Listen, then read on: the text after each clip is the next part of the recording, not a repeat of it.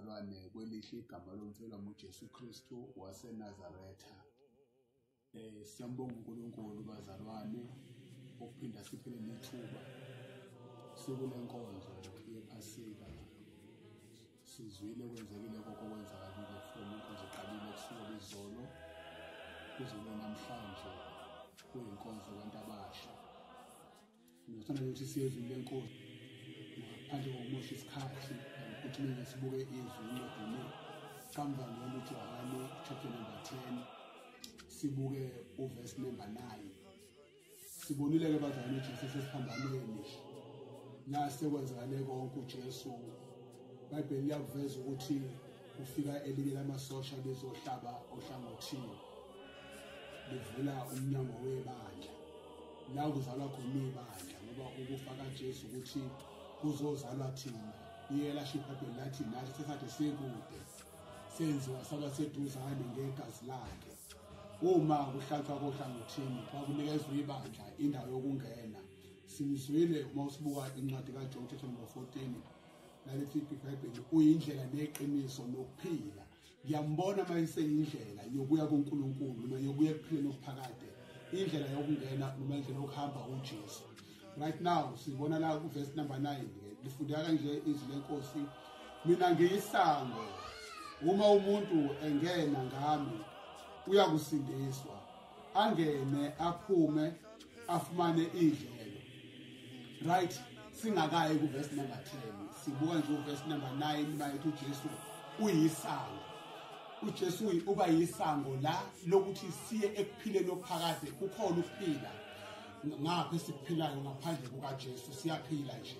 Akusikhona ukuthi nokuhlakanipha ukuphila ngomusa, kodwa mase sifuna ukuya kophakade singena ngoJesu, futhi ngoJesu siyasindiswa. Ukufa kukaJesu wayefa endaweni yethu ukuthi thina singabe sisafa, kodwa thina kuze sibe nokuphila okuphakade funa sithole uJesu ukuze sizokwazi ukuba nedlelo emaphakadeni lokhu. Asisindisi indaba yethu namhlanje, sisindisa iphakade lethu.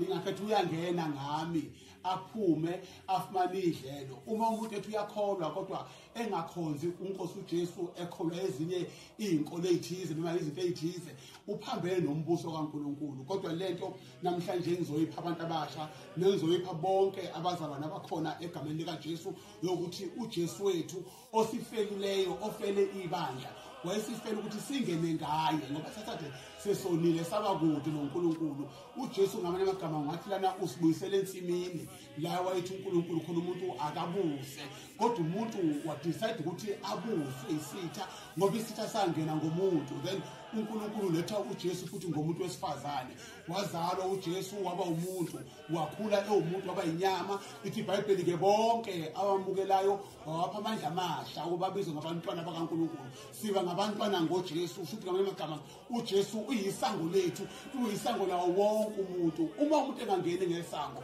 lowo muntu uyisela futhi nomphandi, futhi lowo muntu nesitha singambamba. Siya understand ukuthi isitha sesikhona right now. Abantu abaningi badunguzela, baphambana noNkulunkulu, bahluleka nokukhoza nokuthandaza.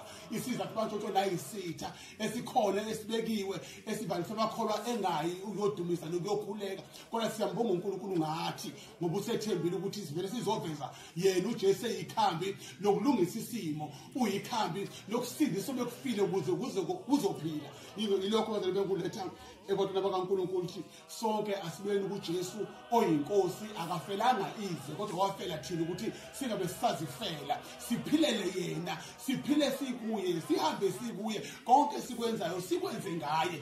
Lapha kungeneki khona sizongena ngaye ngoba vele yena uyisango futhi aphinde abe indlela. Ngiyamthanda manje uzophinda futhi abe yisinkwa sokuphila. Noma ngabe sebethi reject abangani, this reject ihlobo namasonto is rejecta nohulumeni wethu esilahla, kodwa uJesu wethu ubheka phendukela azoba yisinkwa sokuphila, abe umfula wamanzi okuphila. Zonke idingo zethu siyayithola uma samukela uJesu. Sengicela ukuthandaza manje egameni likaJesu, ngiyaqonda lomlayezo uzokusiza nawe khona egameni likaJesu. Nomuntu olalele engayisoli nokhona engavela idele nje athi akusekho ukuphila, kukhona ukuphila ngoJesu. Futhi lento yenzeka kahle ngoba kuzinkomba zokuthi ibandla selizohlithwa lizolandwa. So wonke umuntu ukuze akuthole ukuphila okuphakade akamukela uJesu eyinkosi ayisango singene ngayo uJesu ekuphelele phakathi. Ngicela ukuthandaza Baba, siyabonga uNkulunkulu ethongcwele izwi lakho leli uNkulunkulu lamandla onke uthela ngamadoda asiqondise endleleni lingukuphila kwethu lisinkwa uNkulunkulu ethongcwele sokhulumile ngalo moya ongcwele. Ngiyathandaza egameni likaJesu ukuba lenze umsebenzi lisisize thina ukuze singabi nakho ukulahlwa igcineni singene ngayo uJesu emasangweni akhe angcwele. uNkulunkulu lamandla onke sikunikeza udumo nezibongo zonke. Thatha indawo yakho uNkulunkulu eqiniso, sivikele kukho konke, sivikele emdala wezinsuku nasezweni lakithi uNkulunkulu omuhle, sibiyele ngegazi lakhe elinamandla. Ungavumi noyedwa wethu ahlwithwe isitha, wena ukhona uNkulunkulu omuhle. Yebo impela uze kithi ukuthi uzofuna bekulahlekile ukuze kuzophila. Sikunikeza udumo lonke uNkulunkulu othanda amandla onke, sikunikeza izibongo zonke zingezakho mana njalo Nkosi yethu namandla onke. Uthewe nokungenzakala abantu konke kuye kuyenzeka namanje egameni likaJesu. Vuso wakho umsebenzi uzilibetshazwe igama lakho manje naphakade naphakade. Amen.